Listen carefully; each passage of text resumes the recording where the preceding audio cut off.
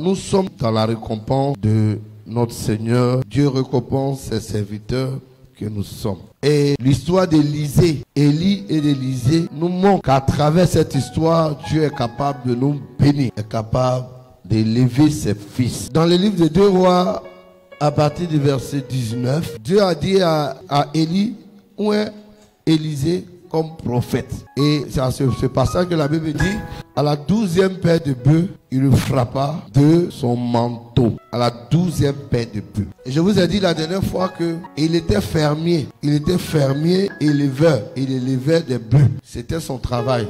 C'est ce que son papa lui a appris. Donc, il l'exerçait en tant que fermier. Pendant que Dieu lui montrait de grandes choses en songe, en vision, il était fermier au pied de son papa biologique. Et il se trouve que Dieu prévient un prophète d'une certaine maturité, d'une certaine dimension, pour dire, va oindre Élisée ton fils. Élie savait que Élisée devait avoir le double de l'onction qu'il avait. Vous savez, quand tu dois bénir quelqu'un en tant que père, tu as déjà la révélation. Dieu te montre cela. Je vous ai dit ici que la connexion n'est pas hasardeuse. Elle est inspirée de Dieu. Pour ceux qui connaissent l'origine d'Élie, d'ailleurs l'origine d'Élie est un peu ambiguë. Il y a une ambiguïté parce qu'on ne sait pas d'où il vient. Tout ce que la Bible dit Élie est un habitant de Galate. Dans Genèse chapitre 17. Est-ce que quelqu'un entend ce que je dis? On dit Élie le Tishbite, verset 17. Donc son origine est un peu, on dit Élie le Tishbite, d'une petite contrée. Les Samaritains, même Tishbite là même là, le village Tishbite là, ils considèrent. Mais on dit il vient de Tishbite. Dans le livre de 1 Roi chapitre 17, là qu'Élie vient. Et quand vous lisez le chapitre 19, vous verrez que Élie et Élisée ne viennent pas de la même contrée. Il faut écrire ça. Élie et Élisée ne viennent pas de la même contrée. Ils ne viennent pas de la même ville. Ils ne viennent pas. Je ne sais pas si vous comprenez ce que je suis en train de dire. Deux personnes qui ne se connaissent pas. Deux personnes qui ne se sont jamais vues. Mais il y a une connexion entre ces deux personnes. Parce que la connexion est divine. Je veux que tu comprennes quelque chose d'abord. Parce qu'on parle de bénédiction, mais on ne sait pas comment apprendre la bénédiction. Je vais t'aider. Parce que j'ai compris que beaucoup parmi vous manquent de connaissances. La Bible, faute de connaissances, mon peuple périt. Pourquoi tu n'es pas béni? Je vais te dire pourquoi. Dis à ton voisin, aujourd'hui tu sauras pourquoi tu n'es pas béni. Parce que quand on parle de bénédiction, souvent on se dit que la bénédiction, relativement à ce qu'on mange, on boit, on a une voiture. La bénédiction, je vous ai dit que la bénédiction va au-delà de ça. Mon Dieu m'a béni. C'est une question de temps. C'est une question de jour. Sinon, il m'a béni. Quand tu me vois, tu sais qu'il m'a béni. Parce que l'homme évalue la bénédiction aux choses matérielles. On se dit que, j'ai une limousine, j'ai une carrosse, j'ai tant, donc je suis béni. Est-ce que vous voyez un peu? Or, la bénédiction, elle est d'abord surnaturelle. Elle est spirituelle. L'histoire d'Élie montre Élie était un homme béni de Dieu. C'est pourquoi la Bible l'appelait saint homme de Dieu. C'est comme ça qu'on l'avait surnommé. Ils n'étaient pas de la même contrée. Élie et Élisée n'étaient pas de la même contrée. Dis contrée. Quand je parle de contrée, je parle de la région. Parce que il faut que ce truc soit brisé en nous. Souvent, on s'entend que quelqu'un soit de notre contrée, de la même région que nous, pour que Dieu nous élève, pour que Dieu nous bénisse. C'est une mauvaise compréhension. C'est pas biblique. Les grandes choses que tu dois recevoir ne passent pas forcément par quelqu'un qui est de la même nationalité que toi, qui est de la même contrée de toi, qui est du même village que toi. Parce que la bénédiction est grande. Et Dieu, pour que cette bénédiction vienne, puisqu'elle est grande, Dieu va te connecter vers une grande source. Élisée était un grand prophète. Mais comment Élisée allait devenir grand s'il n'était pas connecté à la plus grande source d'Israël? Sinon en Israël, il y avait des prophètes. Quand vous lisez 2 Rois, vous voyez, il y a des prophètes que Dieu utilisait. Mais Élie en son temps, quand nous on lit l'histoire d'Élie, pour nous, il y a 2 grands prophètes dans la Bible. Élie et Moïse. Les autres là, ne sont pas comme eux. Dans le ministère prophétique, on les appelle les prophètes traumaturges. C'est des voyants, mais la puissance qu'ils ont manifestée. Et Jésus, quand Jésus est venu, c'est la compile des 2 ministères que Jésus avait sur terre. Le mélange des 2 là. Et Dieu a ajouté encore d'autres. Donc Jésus est encore plus fort. Donc, il y a des prophètes qui prophétisaient. Il y a des prophètes qui parlaient, mais le niveau d'Élie, quand on parle d'onction suprême, Élie avait ça. Et sur la terre, de notre temps, moi j'ai connu un homme de Dieu de notre temps qui a manifesté cette onction. Il est d'abord même le seul qui est monté à ce qui n'est plus le prophète Tomitopé Yoshua. Il avait un ministère atypique. Atypique. Quand on dit atypique, c'est propre à lui. C'est pas commun. C'est pas standard. Et Élisée avait un ministère qui n'était pas commun. Parce que pour faire des grands, pour faire des hommes d'une dimension, il faille que ton ministère ne soit pas commun. Et Élisée n'était pas commun. Et regardez l'histoire d'Élisée. Vous allez voir. Et Dieu est parti passer par Élie pour élever Élisée parce que la connexion était pour ça. Donc Élisée aussi savait que c'était Élie qui était la source de sa bénédiction. Bien aimé, tant que tu ne connais pas, tu n'as pas le discernement de ta source, tu souffres. C'est là que je veux venir. Tu vas penser que toute prière est prière. Et la source aussi c'est. Vous voyez, il y a un danger. C'est comme ton patron dans l'entreprise. Il y a une promotion. Est-ce que ton patron ne sait pas que dans la structure où tu es, je vous pose une question banale. Est-ce qu'un boss ne sait pas qui est apte à occuper un poste? Réponds bien. Est-ce qu'il n'a pas le pouvoir de jouer avec vous? C'est comme ça un homme de Dieu d'une certaine dimension. Il a ta bénédiction et puis il attend à ce que tu sois ce qu'il veut. Il sait que tu as les aptitudes, mais il y a le comportement qui doit suivre pour qu'il t'honore. Quand il voit que les deux vont ensemble, il dit: Monsieur Tan, vous êtes promu au poste de directeur marketing. Acclamons le Seigneur. Moi, je prie qu'il soit un grand patron. Est-ce que tu comprends un peu? Et tu es surpris. Ne soyez pas surpris. Souvent, quand on vous donne une promotion, tu es surpris. Tu es surpris pourquoi? C'est ce que tu mérites. Et l'homme, le boss sait. Mais pour nous aussi, spirituellement, on le sait. Mais Dieu permet que ton leader te fasse payer un prix. Est-ce que vous voyez? Mais c'est inspiré par Dieu. Tout ce qu'il fait, c'est inspiré par Dieu. C'est pas lui. Élisée le savait. Donc Élisée était préparé mentalement. Le problème, c'est que beaucoup ne sont pas préparés dans la tête. Ils se disqualifient eux-mêmes. Je répète, ils ne sont pas de la même contrée. On dira, oh, comme ils sont de la même contrée, c'est pourquoi il lui a fait faveur. Non, enlève ça dans ta tête. Ça peut arriver qu'ils soient de la même contrée. Mais je parle des choses d'une certaine dimension. Élie et Élisée ne se connaissent pas. Et Dieu les connaît. Parce qu'il sait que ce dont Élisée a besoin, c'est dans les mains d'Élie. Ça ne descendra pas du ciel. Dieu donnera au Père pour te donner. Est-ce que vous savez ça? C'est un principe qui ne changera pas. Depuis l'Ancien Testament jusqu'au Nouveau Testament. Je vais vous montrer ça. Il y a une prophétie sur ta vie. Il y a une bénédiction sur ta vie. Il y a une parole qui a été dite. Dieu donnera à quelqu'un qui sera l'objet de ton accomplissement. Sinon, tu peux jeûner, tu peux prier, tu auras des miracles. Mais ta destinée prophétique, Dieu passera par quelqu'un pour le faire. Regardez la lignée de Ruth. Ruth, une féticheuse. Ruth avait des autels de fétiche. Et Naomi est de la lignée d'Abraham, qui est la lignée de Dieu. Eux là, Abraham, il est la lignée de Dieu. Naomi descend de la lignée de Dieu. Et Dieu les met en contact. Est-ce que c'est un hasard? Je vous ai dit que la connexion n'est pas le fruit du hasard. Puisque elle est de la lignée, elle est de la lignée de Dieu. Dieu la met en contact avec la lignée de Satan. Les deux sont créatures de Dieu, mais l'autre, elle est de Dieu. L'autre, elle est de Satan. Donc, l'alliance de Dieu prime sur l'alliance du diable. À cause de la grande alliance de ce monsieur, lui qui était du diable vient couvrir celui-là et l'alliance est rompue et lui profite de l'alliance. Elle est féticheuse. Sa grand-mère est féticheuse. Et Dieu veut la bénir. C'est une grande femme. Mais elle est dans une famille où c'est dur. Dans toute la contrée, il y a des juifs. Mais Dieu ne la conduit pas partout. Dieu la conduit d'une famille spéciale. Parce que pour son cas, il y a une spécialité qui doit agir. Tu n'as pas encore compris. Son cas est spécial. Donc il faut quelque chose de spécial pour régler son cas. Et cette chose spéciale, ce n'est pas partout. Ça se trouve dans la main de quelqu'un. Vous savez c'est qui? C'est Naomi, servante de Dieu. Et Naomi sait. Non, Naomi joue avec ses deux filles, Orpa et Ruth. Elle dit, ben, vos maris sont morts, vous faites quoi? Allez, quittez chez moi ici. Et si elle partait par orgueil, par suffisance, par fierté, elle allait perdre. Parce que Naomi savait pourquoi Ruth était venue vers elle. Donc ça a mis le temps que ça devait mettre. Quand le temps est arrivé, elle dit, ma fille, il y a un boss dans ma famille. Il a un grand champ là-bas. Là. Sans lui dire même, elle voulait lui donner la récompense. J'ai dit, dis avec mon Dieu récompense ses serviteurs. Elle dit, le boss, c'est une connexion. Parce que le monsieur là, c'est un patron dans sa famille. C'est un riche de sa famille. Est-ce que tu veux que n'importe qui sorte avec ton parent et non les moindres? Elle est en train de récompenser l'effort de sa filleule, de sa fille spirituelle. Le leader sait. Lisez toute la Bible, vous allez voir. Tous ceux qui ont béni, que ce soit homme ou femme, ils savent. C'est à décès. C'est ça qu'on appelle la récompense. Acclame la parole de Dieu.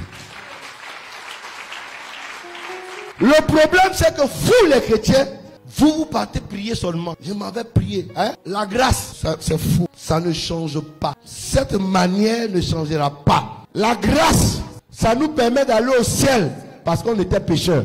Mais la grâce, c'est pas la grâce qui te bénit. Dieu passe par quelqu'un pour te bénir. Il faut comprendre ça. Et donc, il y a ce qu'il faut faire. Le discernement. Parce que la bénédiction viendra. Et Élisée sait. Qu'est-ce qu'Élisée fait? Élisée va au pied des bœufs. Il apprête les bœufs. Pour qui? Pour ton père spirituel. 12 paires de bœufs. Ça fait 24.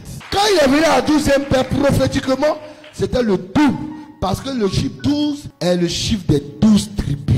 Ça veut dire que papa, tu es sur les 12 tribus. C'est ce qu'il est en train de lui dire. C'est pourquoi je vous prêchais tantôt. Il dit que c'était le plus grand prophète. C'est lui que Dieu établit. Vous savez, quand un homme de Dieu atteint un certain niveau dans le miracle, dans la puissance de Dieu, Dieu le prend et puis Dieu l'établit dans une nation. Oui. Et c'est lui qui est le porte-flambeau de la nation. Dans la Bible, il élève les couleurs du drapeau national. Partout on voit un homme de Dieu qui est venu de Côte d'Ivoire. Un homme de Dieu, un grand homme de Dieu de Côte d'Ivoire. Est-ce que vous comprenez un peu? Comme Didier Drogba. C'est le Didier Drogba des pasteurs en fait, si vous voulez que je dise. Et Élisée savait que c'était lui que Dieu établit. Vous voyez, les directives que nous faisons, c'est un symbole. Donc c'est pour dire que c'est toi que Dieu établit sur nous. Donc les 12 font les 12 tribus. Donc moi je donne ça 2 fois. Tu n'as pas compris, tu n'as pas compris. Chaque bœuf, c'est pour une tribu. Une fois, c'est pour une tribu. Dont les 24 là, j'ai donné le tout. Donc, ce que tu as, l'onction que tu as pour gérer tout le pays là, moi je veux ça 2 fois. C'est pas fort ça. Depuis le premier jour, il a fait. Ça veut dire qu'il n'a pas entendu que Élie prie pour lui d'abord. Très souvent on dit, homme de Dieu, il faut prier pour moi. Quand je vais avoir là, je vais te dire, non, pasteur, il faut prier pour moi. Tu es un menteur. Tu ne vas pas faire. You are liar. Tu vas mentir. Quand tu vas avoir, la cupidité va te faire fuir. Tu vas te rappeler que tu as des factures impayées. Tu vas te rappeler que, le premier jour, la parole que tu as dit hier, c'est cette parole-là qui te condamnera. Au fait, je t'ai compris. Tu n'as pas discerné la personne à qui tu as parlé. Si tu avais discerné, tu aurais répondu spontanément à toi-même ton appel. Sur 100 personnes, il y a peut-être une personne, c'est même pas évident, qui respecte. On ne prie pas, on ne dit pas prie pour moi d'abord. La prophétie est tombée, la révélation est tombée, l'onction t'a touché. Tu as vu la main de Dieu, sois spontané. Et ça va suivre. Sois spontané. Élie savait qu'il était Élisée. C'est pourquoi il ne faisait rien que par inspiration et par le lien qui le liait de par son père spirituel. On dit, est-ce que tu sais? Il dit, taisez-vous. Je le sais. Taisez-vous. Taisez-vous. Taisez-vous. Taisez-vous. Moi, je sais. Dans la Genèse, chapitre 18, Abraham avait reçu une prophétie avant que Dieu devait nous donner une multitude de nations. Au chapitre 18, laissez-moi vous dire que Dieu a donné la prophétie à Abraham quand il avait 75 ans. Quand il avait 75 ans. Oui, il y a des prophéties de destinée. La destinée avec les prophéties que vous voyez aujourd'hui là, c'est pas la même chose. Hein. Élie était un prophète de destinée. Il y a des prophètes de destinée et il y a des simples prophètes. Abraham était prophète. Mais ceux qui venaient là, c'était des hommes de destinée. Ils étaient 3. Il y avait Dieu et il y avait ses anges. Donc la destinée d'un homme passe par un homme. Même si Dieu veut descendre, il ne va pas venir avec les ailes. Il va descendre comme un homme pour accomplir ce qu'il t'a dit. S'il n'y a pas d'homme, lui-même il va le faire. Dieu a dit quand il avait 75 ans qu'il devait avoir un enfant. Sa femme et lui ont commis l'erreur d'aller prendre la servante. Ils ont eu Ismaël. Dieu dit non, c'est pas Ismaël. À 99 ans, Dieu va envoyer des serviteurs pour la destinée d'Abraham. 99 ans. C'était le temps. C'était l'heure, c'était la saison. Quand la saison arrive, Dieu va passer par son serviteur pour le faire. Et c'était la saison. Si Abraham n'était pas assis là où il devait s'asseoir, si Abraham, Dieu n'avait pas fait grâce, c'est là que la grâce intervient. Dieu nous fait grâce, mais souvent on ne sait pas. Quand Dieu t'aime, il va te conduire là où il veut pour que tu sois béni. C'est ça qu'on appelle la grâce de Dieu. Moi, Dieu m'aime. Je peux taper ma partie pour dire il m'aime. Dieu m'a fait grâce. Dieu a conduit Abraham. Abraham était fatigué. Je parle des hommes et des femmes fatigués d'attendre. Abraham était fatigué, il était vieux. Est-ce qu'à 99 ans tu as force? Tu n'as même pas force pour se démarrer. Mais c'était à ce moment-là que Dieu voulait faire. Dis à ton voisin, ton temps n'est pas le temps de Dieu. Laisse le temps de Dieu. À 99 ans, c'est là que Dieu va apparaître. Donc ça veut dire que tout ce temps-là, Dieu n'était pas... Dieu était avec lui, mais Dieu a son temps. Et Dieu va passer par celui qu'il veut passer pour le faire. Genèse chapitre 18, verset 1. L'Éternel lui apparut parmi les chênes de Mamré, comme il était assis. Les chênes de Mamré, ce sont des arbres. Il était assis sous des arbres pendant qu'il faisait chaud. Comme il était assis à l'entrée de sa tente pendant la chaleur du jour. Est-ce que vous avez compris? Il est serviteur de Dieu. Il s'est assis. Il n'était pas oisif. Il n'était pas vagabond. Dieu lui a donné, il dit, va t'asseoir là-bas. Ça veut dire que Dieu, pour nous bénir, il y a un endroit, il nous indique. Ton amen est fait parce que tu ne comprends pas. Quand tu dis, c'est mon église, l'église de ma famille, c'est l'église de mon papa et de ma maman. Il allait te dire, c'est la mosquée de mon papa. Est-ce que je te dis ça? Faut répondre. Mon grand-père, il avait une mosquée. C'est une mauvaise compréhension de Dieu. Abraham allait se mettre devant la tente d'assignation. Devant sa tente. Et qu'est-ce qui se passe? Il est assis sous l'arbre et il attend son heure. Et pendant sa connexion, qu'est-ce qui se passe? Il leva les yeux. Il lève les yeux. C'était pas des yeux simples. Toi, tu regardes avec des yeux Chanel. Lui, il a regardé avec les yeux spirituels. Regardez comment il a regardé. Il leva les yeux et regarda.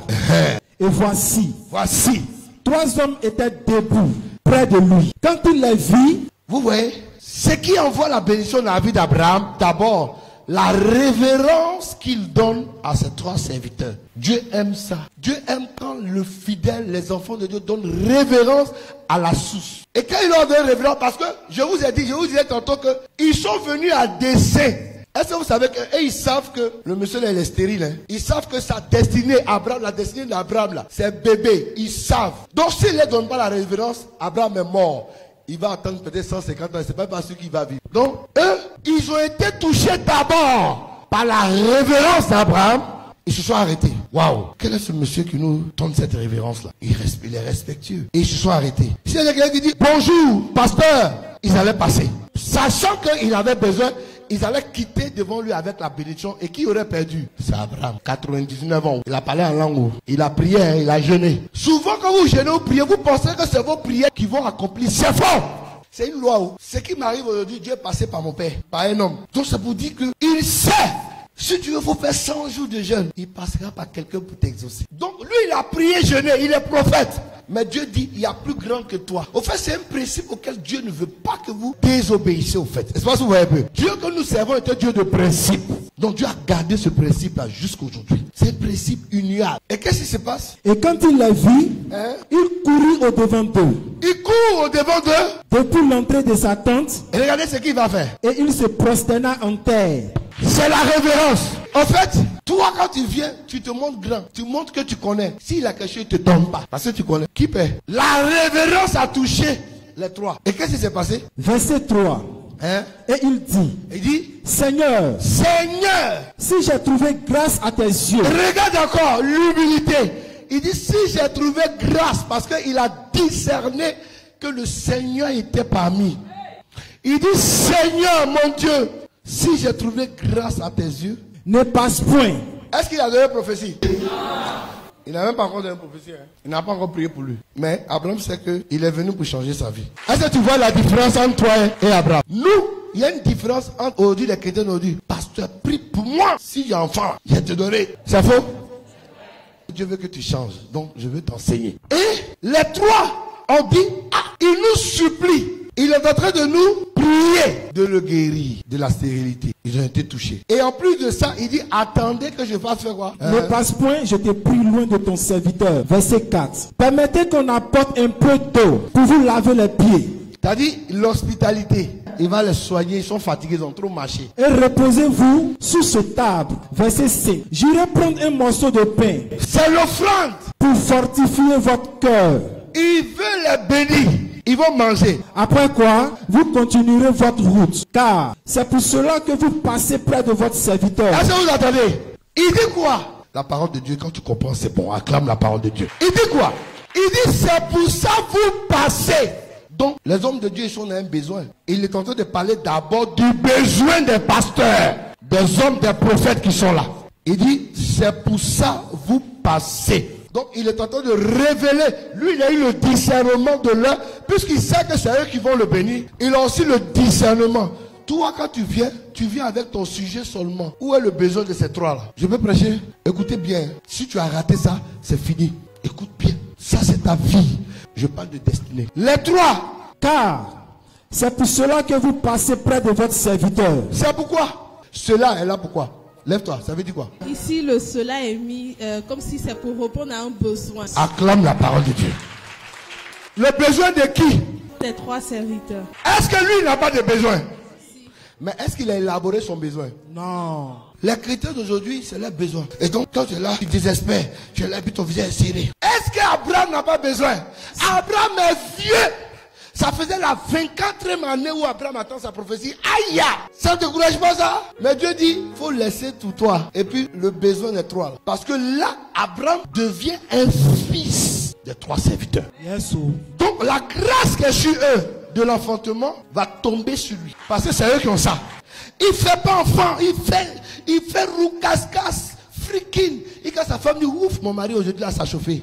Il n'y a pas enfant. Donc, ce n'est pas tes phases là qui vont faire. Ce n'est pas tes relations qui vont faire. Dieu va passer par quelqu'un. Donc, lui, il pense aux trois. Frère, si tu changes cette manière de penser, on ne pourra pas t'attraper en Côte d'Ivoire et dans les nations. Partout, on ne pourra pas t'attraper. C'est pourquoi je vous disais que le Dieu que nous servons, ce n'est pas le Dieu de notre nationalité forcée ou de notre région. Dieu te connaît à n'importe qui. Lui, est-ce qu'il le connaît? Il ne le connaît pas. Mais il est allé prendre au fond. Folie. Il répondit, fais comme tu l'as dit. Verset 6. Abraham alla promptement dans sa tente vers Sarah et dit, vite, 3 mesures de fleurs de farine. Mangez. Pétris et fais des gâteaux. Verset 7. Et Abraham courut. Ça c'est leur besoin. Ils ont faim. Ils veulent manger. C'est quand tu accomplis mes besoins que Dieu te bénit. Amen. Donc ne mélangeons pas les choses. Je parle de besoins. Il y a d'autres qui veulent avoir visa. Je n'ai pas dit, Seigneur, il faut permettre que son mari l'aime. Son mari l'aime déjà. Est-ce que je peux parler ce matin? Il y a des niveaux. Besoin, il y a un niveau. Est-ce que vous comprenez ce que je dis? Donc, eux, là, leur besoin, en son temps, c'était de se rafraîchir, de manger et d'être rassasiés. Ils ont galéré pendant plus de 30 jours à pied. Ils n'ont pas mangé. Et il dit, c'est pour ça que vous êtes venus. Il a eu le discernement. Dis à ton frère, ton problème, c'est le discernement que tu n'as pas. Parce que ça viendra après ton discernement. Verset 7. Et Abraham courut à son troupeau, prit un veau tendre et bon. Est-ce que vous comprenez? Le voyage là, ils vont continuer. Et le donna à un serviteur qui se hâta de la prêter. Verset 8. Il prit encore de la crème et du lait. Il prend de la crème, ça c'est dessert. Avec le veau qu'on avait à prêter. Et il l'a mis devant eux. Il se tient lui-même à leur côté, sous l'arbre. Il est assis, et puis il regarde, il sort de moi, et puis il est content. Est-ce que toi, quand tu donnes là, tu es content même?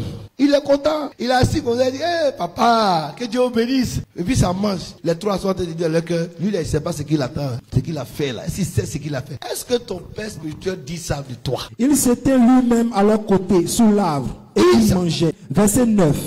Alors il lui dit, où est Sarah, ta femme? C'est pourquoi il est venu vers eux. Il a un besoin.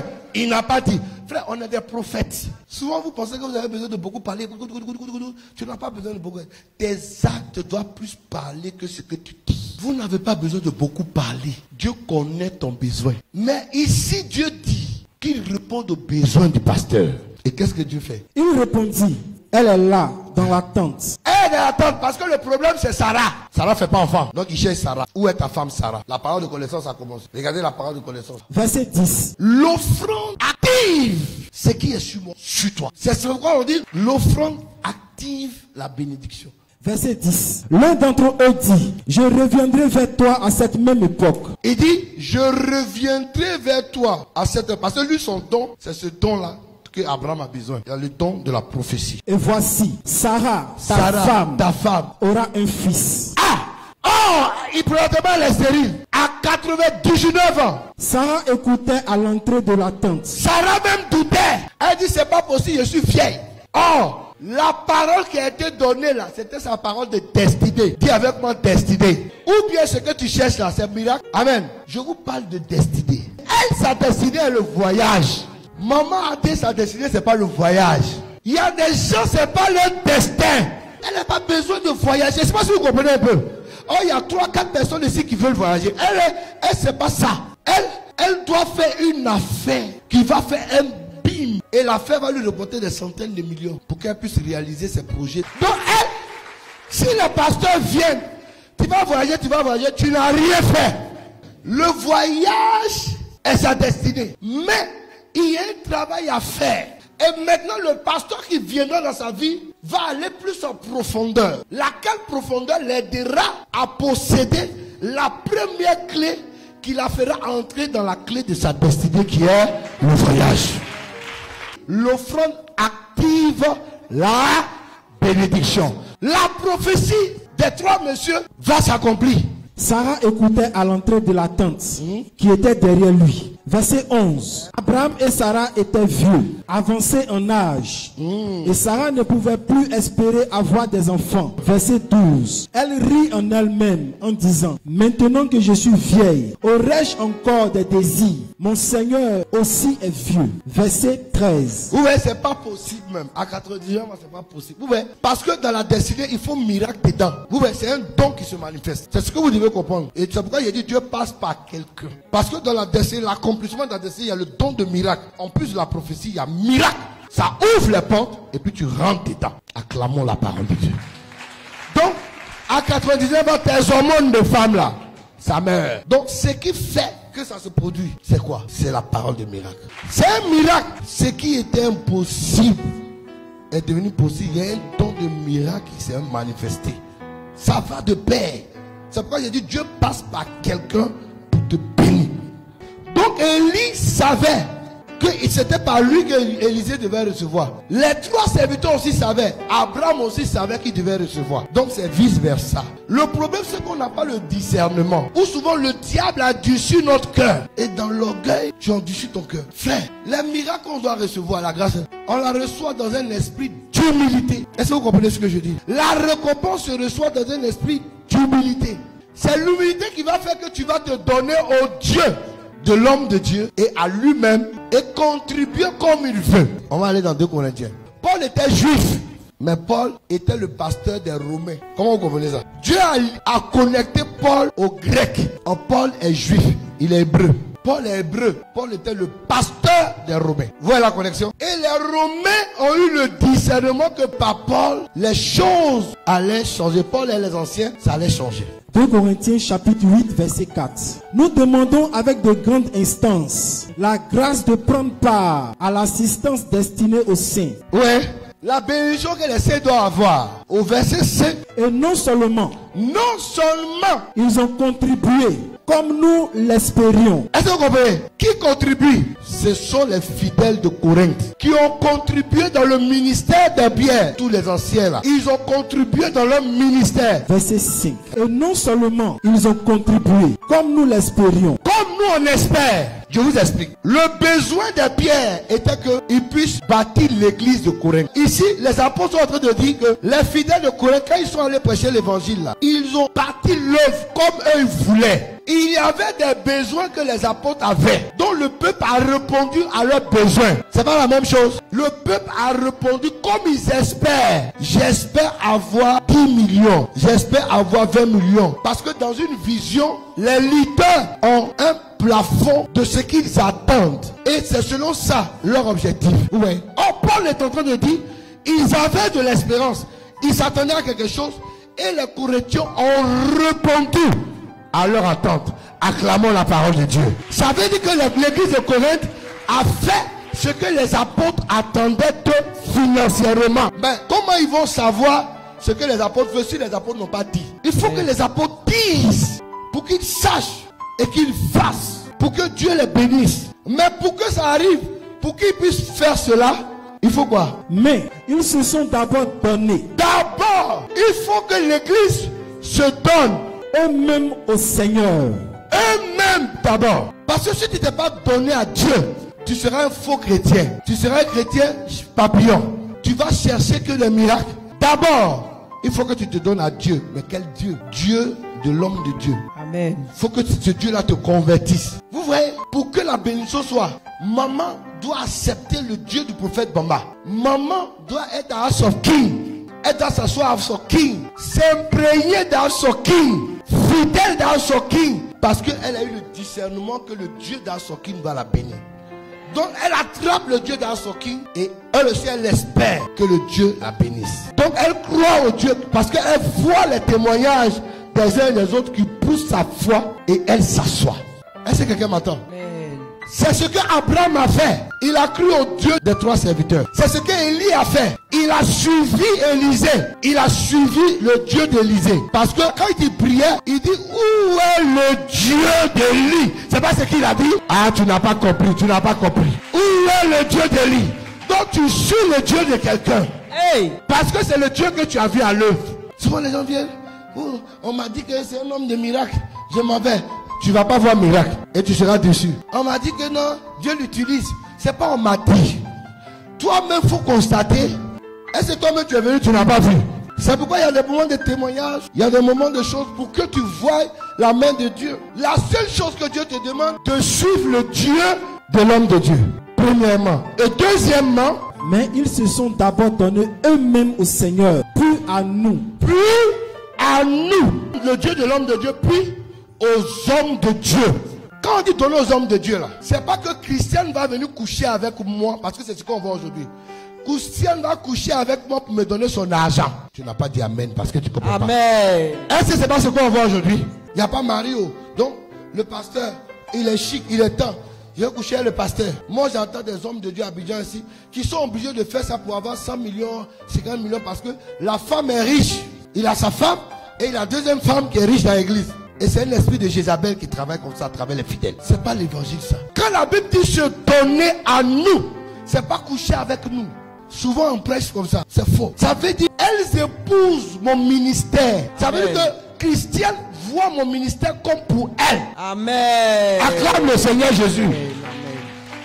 Si tu n'as pas épousé le ministère de l'homme de Dieu, tu ne pourras rien faire. Et nous on sait. On ne peut pas s'investir en toi aussi. Parce que si tu m'as épousé, je verrai ce que tu vas faire. Donc, ils ont contribué comme les apôtres voulaient parce qu'ils ont accepté le Dieu des apôtres. Et ils se sont donnés aux hommes de Dieu là. Quand ils étaient aux hommes de Dieu là, ils sont venus s'asseoir. Ils font réunion à l'homme de Dieu. Papa, pour l'église là, qu'est-ce qu'on doit faire? C'est ça, se donner à nous. C'est pas dit, pasteur, je veux que tu viennes chez moi à minuit. C'est pas ça. Se donner à nous, c'est-à-dire épouser notre vision. Le fait que tu sois resté et tu me suis partout, tu épouses ma vision, c'est ce que la Bible dit, se donner à nous. Élisée s'est donné à Élie. Yes. Il a suivi partout parce qu'il savait que la vision d'Élie était une grande vision. Il n'est pas venu se chercher. Quand tu viens te chercher, on sait. Donc, en tant qu'enfant, vous devez épouser la vision de l'homme de Dieu. Tu as contribué, tu fais tout ce que l'homme de Dieu dit. Tout par rapport à la vision.